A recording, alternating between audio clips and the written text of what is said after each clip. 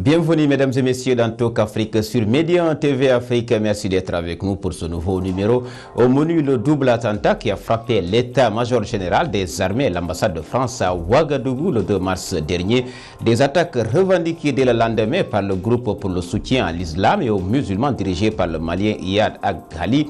Le dernier bilan fait état de 8 morts côté forces armées, au moins 80 blessés mais aussi 9 assaillants tués. En 2 ans, le Burkina Faso a connu 3 attaques terroristes. Pourquoi le Burkina Faso est-il devenu la cible des terroristes?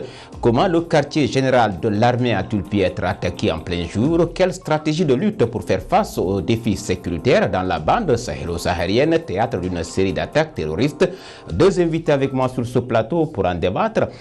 Il s'appelle Douloudia, il est le directeur exécutif de Gorée Institute, une institution panafricaine d'intérêt public qui travaille beaucoup sur la consolidation paix et sécurité en Afrique. Merci d'être avec nous, M. Dia. Merci, M. Diallo. Avec nous également sur ce plateau, Aliou Diara, il est le rédacteur en chef de Sud FM, la première radio privée au Sénégal. Aliou, merci d'avoir accepté notre invitation. Merci et bonjour. Merci donc de inviter avec nous pour décrypter cette question d'actualité relative à la double attaque survenue le 2 mars dernier. Burkina Faso, cible d'une double attaque terroriste, comme nous disons tantôt, des attaques revendiquées le lendemain par le groupe pour le soutien à l'islam et aux musulmans dirigé par le Malien Iyad Ag-Ghali en représailles à un raid de l'armée française dans le nord du Mali. Le dernier bilan donc qui fait état de 8 morts et 80 blessés. L'enquête progresse, mais déjà la justice burkinabé soupçonne des complicités dans l'armée et c'est un sujet de Amadou Sabarba. Regardez.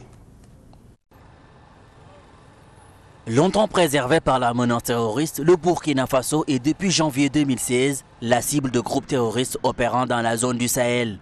Le vendredi 2 mars dernier, le pays a encore connu une double attaque de l'état-major des armées et de l'ambassade de France à Ouagadougou. Le bilan officiel fait état de 8 morts parmi les assaillants et 80 blessés, dont 12 dans un état d'urgence absolu. Les enquêtes se poursuivent après ces attentats. Le pays de Sankara est une nouvelle fois victime de son engagement dans la lutte contre le terrorisme et sa proximité avec la zone de conflit. Selon plusieurs observateurs, le pays est aussi une base arrière de la coalition internationale en guerre contre les organisations terroristes d'où s'opère la France. De son côté, le président français a condamné cette attaque terroriste. Emmanuel Macron a encore affirmé la détermination et le plein engagement de la France aux côtés de ses partenaires du G5 Sahel dans la lutte contre les mouvements terroristes. Mais d'après plusieurs experts, même si la dégradation de la politique sécuritaire du Burkina Faso est sans doute un facteur d'explication important, il est loin d'être le seul. Niamey et Nouakchott n'ont pas été frappés. Et selon de nombreux observateurs, ce n'est pas un hasard. Il faut le rappeler, avant l'attaque du vendredi 2 mars dernier, le Burkina Faso a enregistré 2 autres attentats d'envergure qui ont endeuillé la capitale burkinabé en janvier 2016 et en août 2017, se soldant ainsi par la mort de 49 personnes. Un récit d'Amadou Sabarba. Alors, Aliou Diara, le Burkina Faso, qui a connu une longue période de stabilité, plus précisément sous le règne de Blaise Compaoré de 1987 à 2014, a connu le 2 mars dernier une double attaque terroriste, la 3e d'ailleurs en 2 ans. Qu'est-ce qui explique, selon vous, ces multiples attaques terroristes dans cette partie du Sahel? Écoutez, il y a plusieurs explications. L'hypothèse la plus plausible, c'est que le Burkina Faso, quand même, Blaise Compaoré a exercé un pouvoir pendant 27 ans. Brusquement, il y a eu une forme de révolution au Burkina Faso qui s'est soldée par la chute de Blaise Compaoré, qui a dû son salut d'ailleurs, si vous vous rappelez, grâce à l'armée française qui l'a exfiltré à Abidjan en Côte d'Ivoire. Il y a eu une transition qui s'est opérée au Burkina Faso. Ensuite, il y a eu ce coup d'État manqué dont le cerveau, semble-t-il, était le général Gilbert Diendéré. Et je trouve que Diendéré était le chef d'état-major personnel de Blaise Compaoré. Il était le commandant en chef du RSP, le régiment de sécurité présidentielle. Et mieux encore, il était le chef du renseignement burkinabé. Diendéré était un maillon très important dans le dispositif sécuritaire et de médiation de la crise au Sahel. Parce qu'il faut le rappeler, le Sahel, c'est le Mali, c'est le Niger, c'est la Mauritanie, c'est le Burkina Faso, justement, où tant que Blaise y était, quand même parce qu'il était le pivot même des négociations d'abord intermaliennes, c'est ensuite lui qui négociait en cas de kidnapping et de prise d'otages pour éventuellement les faire libérer à l'époque. Mais voilà, Blaise Compaoré n'y est plus. Le système sécuritaire burkinabé a été démantelé. Il y en a même qui disent que c'est parce qu'on a ouvert le procès Diendéré Bassolé que les djihadistes ou les terroristes ont voulu saboter. C'est pas ça l'explication. L'explication, c'est qu'aujourd'hui, avec le nouveau pouvoir de Roch Marc Christian Kaboré, on sent que le Burkina s'est affaibli. Son dispositif sécuritaire, militaire, n'existant plus, eh bien, le pays est devenu la proie simplement de ce qu'on appelle aujourd'hui les djihadistes ou les terroristes. Et il y en a qui disent, était-ce prévisible? Moi, j'ai dit oui. Parce qu'un pays où l'administration ne s'exerce pas sur l'essentiel du territoire, s'il n'y avait pas ces attentats, il y a parfois des attaques aux frontières. Vous entendez parfois des attaques des postes frontières burkinabé. Donc, il y a tout un ensemble de choses qui aujourd'hui militent en défaveur du Burkina Faso. Et ce ne sera pas la dernière attaque. La troisième en 2 ans, ce ne sera pas la dernière, comme l'a dit Aliou Diarra. La particularité de cette double attaque est que c'est un peu coordonné.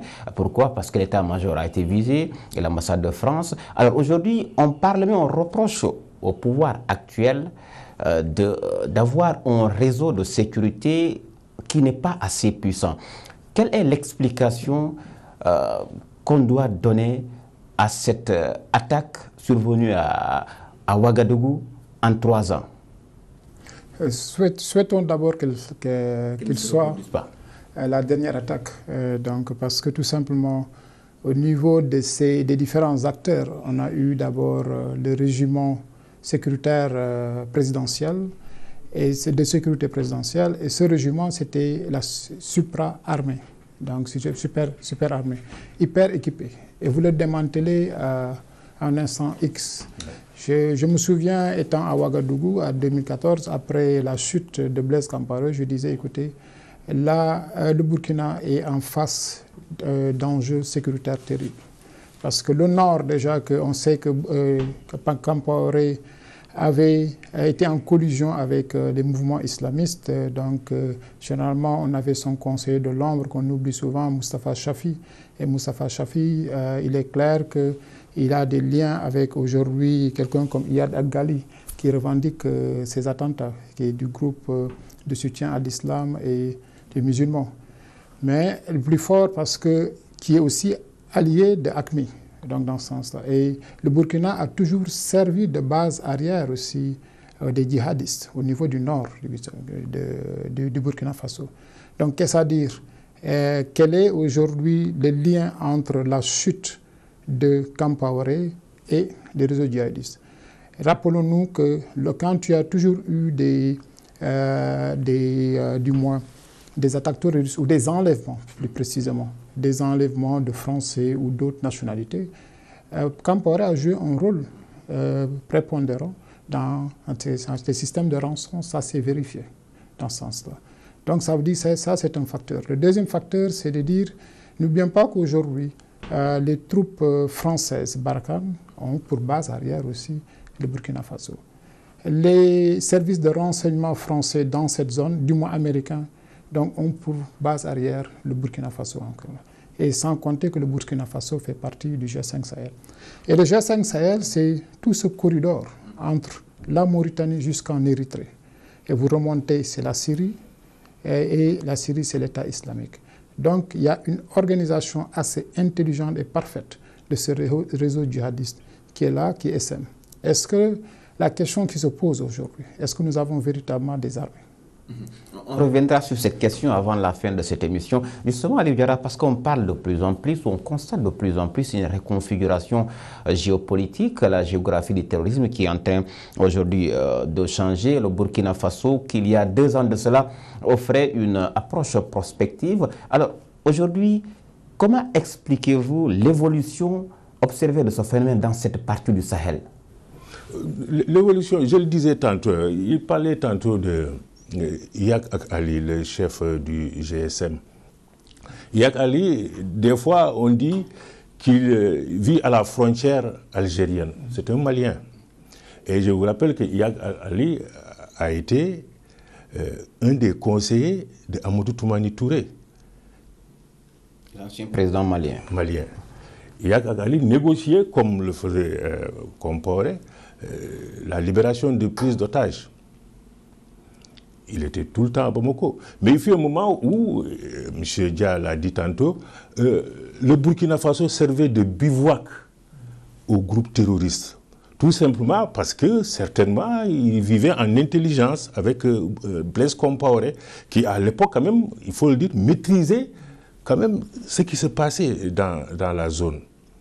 Mais aujourd'hui, vous voyez, avec le dispositif qui est en train d'être mis sur place, il y a Barkhane, 4000 hommes, G5 Sahel, à terme 5000 hommes, mais surtout il y a la MINUSMA aussi qui dispose de 14 000 hommes au Mali. Mais si tout ce dispositif-là n'est pas encore parvenu à neutraliser, en tout cas à davantage disloquer les réseaux terroristes, on est en droit de se poser certaines questions. C'est pourquoi j'ai dit tantôt que le Burkina Faso est devenu le maillon faible. Même le Mali fait mieux actuellement. Au Mali, c'est vrai qu'il y a des attaques, mais ce n'est pas des attaques comme on en voyait il n'y a pas longtemps. La Mauritanie, vous voyez, n'est jamais attaquée. Il a dit le Niger n'est pas attaqué parce que les Américains sont très présents au Niger. Maintenant, avec leurs drones, ils ont un système de renseignement, vous le savez, très efficace. Ils peuvent, avec leurs satellites, là, en tout cas, détecter des mouvements, en tout cas de soldats sur place. Mais aujourd'hui, avec cette configuration, donc c'est le Burkina qui est visé et ils veulent en faire un sanctuaire. Est-ce qu'ils vont réussir? Là est toute la question. Là est toute la question. Alors, Doudou Dia, comment ces terroristes ou le quartier général censé être même le cœur du dispositif sécuritaire et puis être attaqué en plein jour, comment l'expliquez-vous? En fait, il est clair que les mouvements djihadistes, quel que soit le pays, considéraient généralement les attaques d'envergure, c'est des attaques ciblées dans des lieux hautement stratégiques. N'oublions pas qu'au Nigeria, ils ont attaqué la police, le quartier général de la police. N'oublions pas qu'au Mali, ils ont eu à attaquer les troupes de la MINUSMA. N'oublions pas que, du moins, dans d'autres pays comme... ils ont pu attaquer, comme par exemple au Niger, la réserve d'uranium, dans ce sens-là. Et donc, ce sont des attaques généralement ciblées au cœur d'activités vraiment stratégiques. Et donc, moi, je pense que quelque part, la question à se poser aujourd'hui, c'est la question de nos États. Donc, cette porosité au niveau de nos États, qui fait que c'est un espace de vulnérabilité. Toute la zone Sahel, qui est de 10 millions de kilomètres carrés, est un espace de vulnérabilité. Et on a remarqué que le point de départ des terroristes, c'est des points de départ où, dans des zones où il y a l'absence d'État, l'absence d'institutions. N'oublions pas que, par exemple, pour le cas du Burkina Faso, quelqu'un comme Iyad Gali opère au nord du Burkina Faso, où l'État est presque absent. Idem pour le Mali, dans des lieux où l'État est presque absent. Et dans le Sahara, le corridor du terrorisme, c'est le Sahara. Et dans le Sahara, généralement, l'État est absent, donc dans ce sens-là. Donc, ce qui fait que, face maintenant à d'autres éléments, menaces sécuritaires, qui font que nos États deviennent de plus en plus vulnérables, je ne vais pas dire fragiles, et qui est un terreau fertile pour ces terroristes. Ils ont le temps d'abord avoir comme par exemple des systèmes de tout genre de commerce illicite pour avoir des revenus. Ils ont le temps d'avoir ces systèmes, mettre en place des systèmes assez performants qui font que nos États ne sont pas forcément préparés à cela. Donc ça veut dire que le Burkina Faso, par exemple, aujourd'hui, on a fait semblant comme si on allait attaquer l'ambassade de France. Tel n'est pas le cas. Mais la cible, c'était un petit peu l'armée. Pourquoi l'état-major? Pourquoi l'État? Particularité également, les premiers éléments de l'enquête ont révélé que la plupart des assaillants étaient de nationalité burkinabé. Oui, en fait, aujourd'hui, ce que je dis, il faut se poser la question sur le régiment de la sécurité présidentielle. C'était plus de 2000 hommes, hyper armés. Après le départ de Blaise Compaoré. Et que sont devenus ces hommes avec leur avantage énorme dans ce sens-là? Que maintenant, au niveau de l'armée, est-ce que réellement on avait une armée burkinabé, hormis si vous sortez le cadre du RSP, des éléments du RSP? Je ne pense pas. Donc ça veut dire qu'on a cette faiblesse en Afrique, cette faiblesse qui est liée à la gouvernance de nos institutions, dans ce sens-là. Et je pense que pendant 27 ans, de peur de subir un coup d'État, Blaise Compaoré a seulement mis en avant l'armée, la RSP, qui a été considérée comme l'armée burkinabé. Et je pense qu'on est en train de payer le pot cassé. L'autre élément, c'est que quand vous emprisonnez Diendéré et Bassolé a mis en résidence surveillée, donc c'est des éléments aussi, des facteurs aggravants. Quand on se pose de ces questions, ça veut dire que c'est un embryo de facteurs politiques et sécuritaire. L'autre élément, c'est, je pense que la présence des troupes françaises, parce que Ouagadougou héberge aussi, comme je le disais, la base arrière des troupes françaises Barkhane. La présence aussi des éléments de renseignement, c'est un appui, bien entendu. Mais dans ce sens-là, est-ce que ce n'est pas un élément d'exacerbation des réseaux djihadistes en ce sens? Et ces réseaux djihadistes, quand on regarde bien, Iyad Ghali, son lien direct, c'est l'Arabie Saoudite, il faut le dire. Et ses plus proches collaborateurs ont des liens directs avec le Qatar, d'autres avec la Mauritanie, d'autres jusqu'en Algérie, dans ce sens-là. Et ils opèrent tous dans ce lieu qui s'appelle cet arc d'instabilité. Et cet arc d'instabilité, c'est le Burkina Faso, c'est le Tchad, c'est le Niger, c'est le Mali, etc. Et je pense que quelque part, nous devons essayer de repenser notre système de lutte contre le terrorisme. Parce que jusqu'à présent, il faut le dire aussi, notre système est toujours axé sur la lutte. Et quand vous parlez de lutte, c'est presque 2 à 3 éléments. C'est l'armée,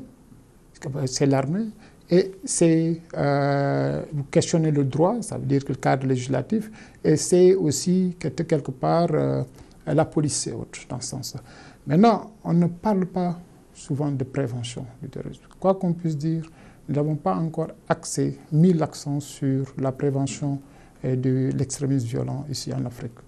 Aliou Diarra, finalement, qu'est-ce qu'il faudra faire en dehors du G5 Sahel qui est en train de voir comment opérationnaliser cette force conjointe dans cette partie de l'Afrique? Qu'est-ce qu'il faudra faire pour apporter une réponse face aux menaces terroristes ou face aux défis sécuritaires dans cette région? Le G5 Sahel, on peut le dire, c'est déjà bien parce que c'est une force quand même qui, comme on dit, multinationale, qui va être doté de moyens. Il y a la dernière réunion de Bruxelles qui a pu réunir, je crois, 400 millions d'euros, plus les 300 millions qui étaient déjà disponibles. Je crois qu'avec ces moyens-là et l'entraînement de nos forces, parce que le problème de fond, c'est que dans aucun des pays du Sahel, nous avons en réalité des forces antiterroristes. Et le G5 Sahel, justement, va être une force antiterroriste. Il parlait d'armées. Nos armées ne peuvent pas combattre contre les terroristes. Même dans les pays développés comme la France, les États-Unis qui font des fois l'objet d'attaques, ils ont des forces qui sont entraînées pour lutter contre le terrorisme. Et ces forces sont dotées de moyens conséquents et de pouvoirs conséquents pour pouvoir aller traquer des fois les terroristes là même où ils ne sont pas censés être. Ça, c'est déjà bien. Deuxièmement, il faut qu'au niveau de nos gouvernements quand même, il faut le dire, nos gouvernements ne font pas assez pour aider justement les populations à faire face. Comment doivent-ils faire donc nos gouvernants là pour que les populations, pour donc impulser telle dynamique? Mais régler les préoccupations des populations, doter les jeunes d'emploi. Ceux qui sont dans ces mouvements djihadistes et autres là, ce sont des jeunes. Et cette fois-ci, vous avez vu, ce sont des Burkinabés et même qui de l'intérieur même du pays ont attaqué leur propre système. Ils n'ont pas eu besoin d'aller chercher ailleurs. Ils ont pu conditionner des Burkinabés pour attaquer leurs propres frères, leur propre pays. Alors, Doudou Dia, nous sommes presque arrivés au terme de cette émission. Finalement, la réponse appropriée face aux défis sécuritaires dans la bande sahélo-saharienne. Quoi qu'on puisse dire, les terroristes ont une vision claire, instaurer un État islamique. Et je pense que maintenant la question de fond, c'est que nos États aussi doivent avoir une vision claire, une vision de développement qui réponde aux préoccupations de leur population. C'est ça aussi le nœud du problème, parce que cette vision aujourd'hui est celle incarnée au sein des populations, c'est que le ressentiment des populations, c'est la peur, c'est le désespoir, c'est l'humiliation, c'est l'émotion la plus partagée. Donc en principe, nos États doivent pouvoir mettre en place des approches de partenariat collaboratif avec nos communautés. Nos communautés, ça veut dire, point de vue d'abord socio-économique, ça veut dire que répondre aux questions liées aux jeunes, parce qu'en Afrique, aujourd'hui, vous prenez par exemple un pays comme la Côte d'Ivoire, c'est 73,37% de jeunes, donc dans ce sens-là. Et combattre aussi par les idées, parce qu'aujourd'hui, le discours doit être en principe combattu par des idées. Par exemple, dans les années 30, aujourd'hui, ce qui est aujourd'hui les médias sociaux, qui est un terrain fertile de propagande, dans les années 30, c'était la radio. La radio des années 30, c'est les médias sociaux d'aujourd'hui. Et je pense que comment travailler aussi au sein de nos universités, au sein de nos écoles, à développer la pensée critique, de sorte que les gens puissent aller du doute à la certitude, puissent prendre l'information qu'ils ont dans cette forme de scepticisme, pour ne pas tomber dans le cynisme. Parce que le discours, quoi qu'on puisse dire des djihadistes, c'est un discours parfois plus ou moins cohérent. Parce que quand vous êtes en face d'un jeune musulman, vous lui dites que le Coran est notre constitution. Qu'est-ce qu'il veut dire? Dans ce sens-là. Et quand tu dis Boko Haram, qui vous dit que l'éducation occidentale est un péché. Mais c'est à nos États de nous dire que ce n'est pas un péché dans le sens où ça nous permet d'un développement économique. Mais ce développement économique doit être intégré sur des bases réelles. L'autre aspect, c'est de renforcer le rôle des organisations de la société civile. Et parce que très souvent, ces sociétés civiles qui sont plus proches des communautés, ce rôle doit être renforcé. Et mettre en place des stratégies d'intensification des opérations au niveau transnational, au niveau de nos frontières. Parce que les frontières sont mal surveillées. Il suffit d'aller d'un État à un autre, d'un pays à un autre, au niveau de la frontière, pour remarquer exactement que les frontières sont poreuses. À cela s'ajoute au niveau humain, parce qu'on ne peut pas continuer à dire que les frontières sont poreuses, mais relever le niveau d'éducation, une éducation de qualité. Parce que plus aussi le niveau d'éducation est bas, plus on aura une certaine forme de porosité mentale. Et cette forme de porosité mentale aussi qui fait que chacun pourrait tomber facilement dans le scarcelle du terrorisme. Parce que selon les dernières études avec les Nations Unies, 51% des jeunes qui sont embarqués dans des processus de radicalisation, voire d'extrémisme violent, c'est parce qu'ils adoptent ce discours religieux. 51%, mais le reste 41%, c'est comme disait Diarra, c'est des questions liées au chômage, des questions liées à la frustration des jeunes, des questions liées au désespoir, en ce sens-là. Et je pense que c'est à nous, Africains, d'être le protagoniste de notre propre devenir et essayer de mettre en place des politiques qui répondent réellement aux besoins de base des populations. C'est la question aussi liée à l'État et les frontières. Et l'État, est-ce que nos États sont prêts aujourd'hui à gérer toutes leurs frontières par eux-mêmes? Parce qu'on a beau parler du G5 Sahel, c'est une excellente initiative, mais c'est à nos États aussi de prendre les mesures nécessaires pour pouvoir gérer nos frontières et gérer nos populations. Ali Diarra, très rapidement, il a parlé du G5 Sahel, cette forme de collaboration entre les différents États africains pour venir à bout de ce phénomène aujourd'hui. Est-ce que le G5 Sahel n'a pas de limite objective pour faire face aux menaces terroristes contre de certains pays qui auraient dû être membres du G5 Sahel et qui ne le sont pas? Vous pensez certainement au Sénégal, peut-être le Sénégal. Le Sénégal a donné des explications un peu confuses pour ne pas faire partie du G5 Sahel. D'autres pays, pour des raisons sécuritaires aussi, ont préféré être très prudents sur la question. Mais toujours est-il qu'à terme, je crois que le dispositif va servir au moins à quelque chose. ils vont davantage peut-être affaiblir les terroristes parce que ce sera désormais des opérations combinées, Barkhane, peut-être avec G5 Sahel, puisque la MINUSMA, vous le savez, n'est pas une force opérationnelle de combat parce que ne jouissant pas de ce fameux résolution du Conseil de sécurité, l'article 7 du Conseil de sécurité interdit de porter le combat, mais peut peut-être se défendre. Mais à terme, je crois que ça risque de donner quelque chose. Mais il faudra au préalable régler ce maillon faible, en tout cas qui est un trou béant aujourd'hui dans le Sahel, où on peut mettre tout le monde, c'est le Burkina Faso, je crois, aujourd'hui, le maillon faible du Sahel. Même le Mali n'en est pas arrivé à ce stade-là. C'est vrai qu'il y a eu les attaques du Radisson et d'autres restaurants, mais de cette ampleur-là, quand même, on ne l'a pas encore vécu. Merci Aliou Diarra, c'est la fin de cette émission Talk Afrique qui avait le plaisir de recevoir sur ce plateau Doudou Dia, directeur exécutif de Gorée Institute, une institution panafricaine d'intérêt public et qui travaille beaucoup sur la consolidation, paix et prévention des conflits en Afrique. Merci Doudou Dia. Avec nous également Aliou Diarra, rédacteur en chef de Sud FM, la première radio privée au Sénégal. Merci messieurs, grand merci également à vous d'avoir été des nôtres. Merci aux équipes techniques et rédactionnelles. Vous pouvez retrouver cette émission sur le site internet de Médion TV Afrique. Le rendez-vous est pris pour le prochain numéro.